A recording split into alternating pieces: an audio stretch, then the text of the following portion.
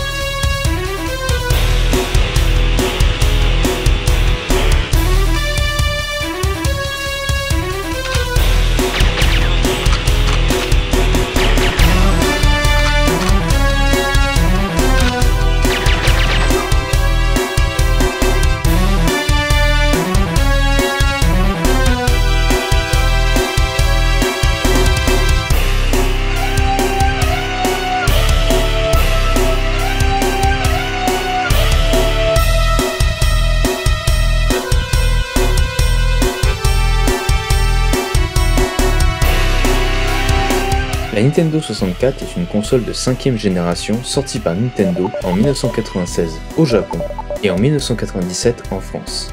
Ce fut la dernière console de salon de Nintendo à utiliser le support cartouche alors que ses concurrentes comme la PlayStation ou la Saturn étaient passées au support CD. Ce qui malheureusement impacta négativement la console, lui faisant perdre certaines licences connues comme Final Fantasy de Square et même les Resident Evil de Capcom. Car Capcom voulait garder son contrat avec Nintendo, mais Shinji Mikami, créateur de la série, trouvait que les cartouches manquaient d'espace de stockage par rapport au support CD. Il est vrai qu'avec seulement 64 mégaoctets d'espace de stockage, comparé aux 600 mégaoctets d'un CD classique, beaucoup de créateurs se sentaient un peu à l'étroit. Niveau hardware, la Nintendo 64 s'articule autour d'un processeur NEC VR4300, dérivé du MIPS R4300i, cadencé à 93,75 MHz. C'était le processeur le plus rapide des consoles de 5ème génération. Elle est équipée également d'une puce personnalisée appelée le Reality Coprocessor, ou RCP, créé par Silicon Graphics, une pointure dans le monde de la 3D. Ce sont leurs machines qui ont permis la digitalisation des personnages dans Donkey Kong Country sur Super NES, mais aussi dans le monde du cinéma, avec par exemple Jurassic Park. Vous aviez donc d'un côté le RDP pour Reality Display Processor, qui s'occupe de faire les calculs 3D, les transformations et la mise en place des objets 3D. Le RDP peut également être reprogrammé directement par le programmeur via un microcode, ce qui fait que les développeurs de chez Factor 5 par exemple ont permis de lui faire exécuter des fonctions qui ne sont pas directement fournies par Nintendo, permettant ainsi à la N64 d'avoir des fonctionnalités graphiques supérieures à la concurrence.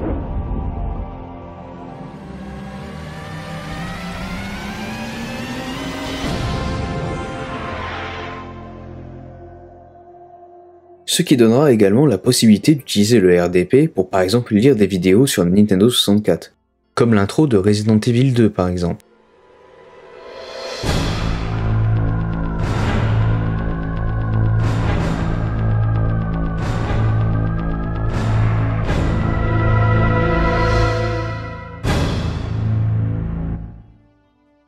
Ou bien même une intro digne d'un épisode de Pokémon dans Pokémon Puzzle League. Hello, Ash. I have an important message for you. They are starting an official Puzzle League tournament, and you are selected as one of the challengers. I'll go sign up. Pikachu. Eager to prove themselves in this new type of Pokemon battle, Ash and Pikachu race to Pokemon Puzzle League Village. There it is, Pikachu. Are you ready for another new challenge? Pikachu! Et côté donc sonore, vous avez le RSP pour Reality Signal Processor, capable de traiter jusqu'à 100 canaux différents avec un taux d'échantillonnage de 48 kHz. D'ailleurs, petit trivia, ces puces sont labellisées Reality par rapport au nom du projet commun entre Silicon Graphics et Nintendo, qui donnera la Nintendo 64 par la suite et qui était nommée Project Reality. Et autre trivia, bien sûr, les puces et autres périphériques sont labellisés des lettres NUS pour le nom de code de la Nintendo 64 en interne chez Nintendo, qui était la Nintendo Ultra 64. Malheureusement, la console était bridée par une chose, sa mémoire. La quantité de RAM disponible était de 4,5 mégaoctets de RAM, 1 mégaoctet de plus que la PlayStation, mais malgré l'avantage d'avoir une mémoire unifiée, assez rare à cette époque, la RAM ne pouvait pas être accédée directement par le processeur et induisait beaucoup de latence.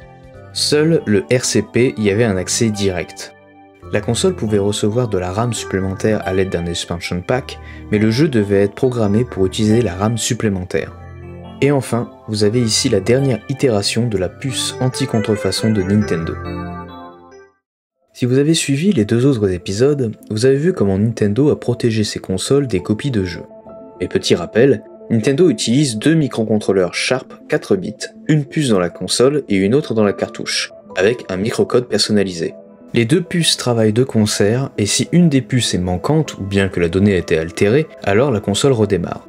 Ici, pour la Nintendo 64, Nintendo est passé à un tout autre niveau de sécurité. Déjà, Nintendo a décidé de ne plus utiliser de puce CIC dans sa console. Celle-ci est remplacée par le PIF, Peripheral Interface, un microcontrôleur Sharp SM5, le même microcontrôleur qui fut la base des puces CIC.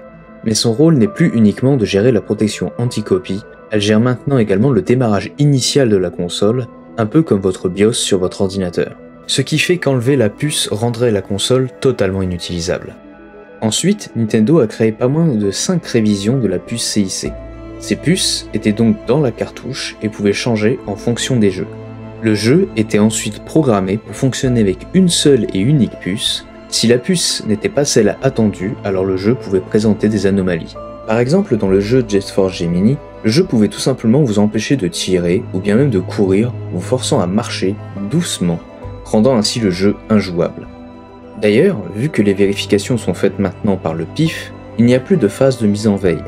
Pour rappel, sur la NES et la SNES, la puce CIC ne s'exécutait que durant la phase de démarrage. Après cette authentification, la puce était en veille. Mais maintenant, le PIF gère également l'interface entre les manettes, les différentes ROM de la cartouche et la console. Le PIF est donc actif en permanence et peut donc vérifier si la puce CIC de la cartouche est toujours disponible. Impossible donc de fonctionner sans CIC ou bien de couper la connexion entre le CIC et le PIF. Fier d'avoir présenté l'ultime révision de sa protection anti-copie, Nintendo a malheureusement laissé une énorme faille dans sa console et celle-ci se trouve juste en dessous. En dessous de la console se trouve une petite trappe appelée l'Expansion Port. Cette trappe servait à la base pour le module d'extension de la Nintendo 64, le Nintendo 64 Disk Drive. Ce module avait été pensé dès le début de la création de la Nintendo 64 et devait sortir en 1997. Il aurait permis de lire les jeux au format disquette. Ça doit vous rappeler fortement le Family Disk System que nous avons vu lors de la vidéo sur la Super NES. Et malheureusement, comme pour le FDS, le 64DD a été un échec si cuisant qu'il n'est même pas arrivé jusque chez nous. Sorti en 1999 au Japon, soit avec 2 ans de retard, il a été vendu à seulement 15 000 exemplaires. La Nintendo 64 s'est donc retrouvée avec un port inutile en dessous. Enfin, pas tout à fait.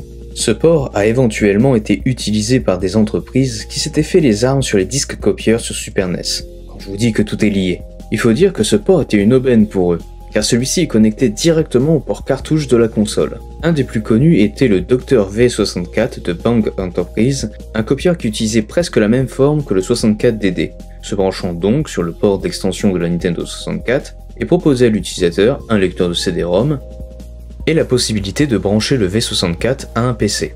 L'utilisateur avait donc juste à le mettre sous la console en le branchant avec le port d'extension, puis de brancher sa console dans le input du V64 et sa télé dans le output. Une fois ceci fait, l'utilisateur n'avait qu'à démarrer le V64, il affichait alors une interface permettant, entre autres choses, de pouvoir enregistrer les jeux de la cartouche sur CD, mais également de pouvoir lire des jeux depuis un CD. Une fois le jeu sélectionné, le V64 chargeait donc la ROM du jeu dans sa mémoire, puis il suffisait de démarrer la console pour que le jeu soit lu.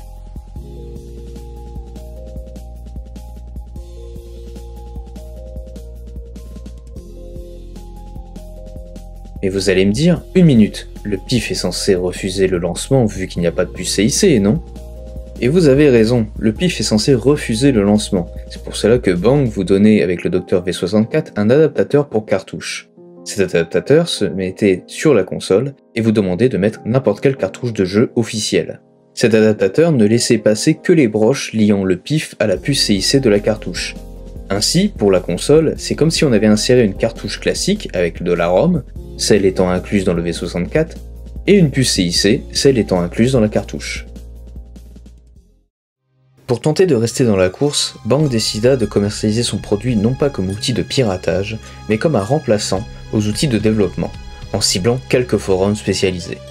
Pour rappel, un kit officiel utilisait les machines de chez SGI, comme le SGI Indie, qui coûtait à l'époque 5000 $ pour la version de base, alors que le Dr V64 coûtait moins de 500 $, et Bang n'hésitait pas à démarcher directement certaines entreprises. Comme par exemple Iguana Entertainment, devenue filiale d'Acclaim, lors du développement de Turok 3, comme on peut le voir sur certaines photos prises dans les studios.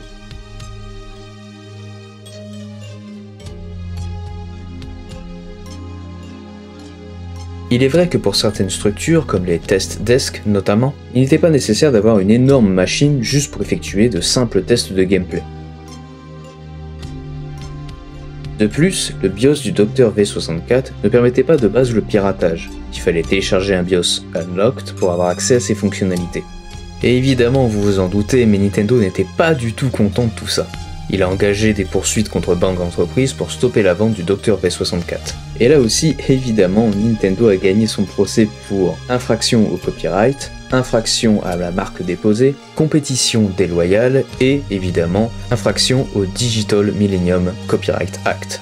Et malgré cela, la protection PIF-CIC fonctionnait dans la majorité des cas et introduisait le concept d'une puce qui n'était pas vraiment dédiée uniquement à la protection anti-copie.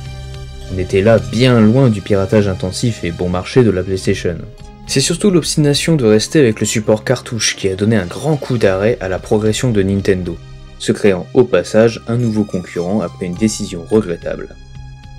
Après la N64, Nintendo retira une bonne fois pour toutes le CIC et passera au support optique sur la GameCube avec une toute nouvelle méthode de protection que nous avons déjà traitée ici.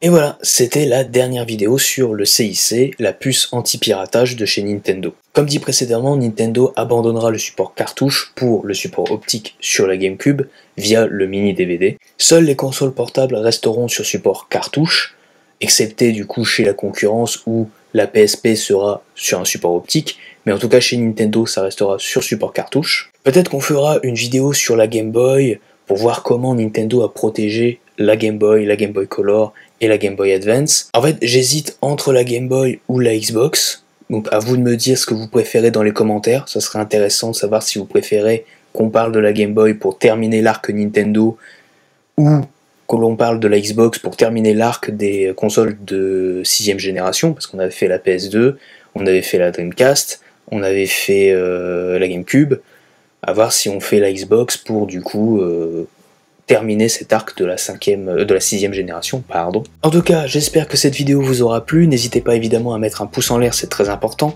et en commentaire de me dire si vous voulez qu'on fasse une vidéo sur la Game Boy ou une vidéo sur la Xbox, ça serait intéressant de savoir ce que vous préférez. En tout cas, passez une agréable journée ou une agréable soirée, et moi je vous dis à bientôt pour une nouvelle vidéo. Ciao!